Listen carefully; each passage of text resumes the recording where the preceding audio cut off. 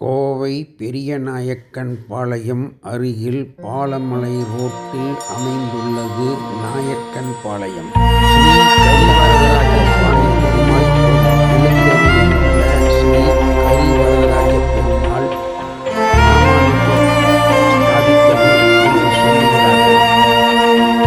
சுமார் 4 ஆண்டுகளுக்கு மேல் பழமையான இந்த ஆலயத்தில் கயத்தீவர், ஆஞ்சநேயர், கருடாழ்வார்,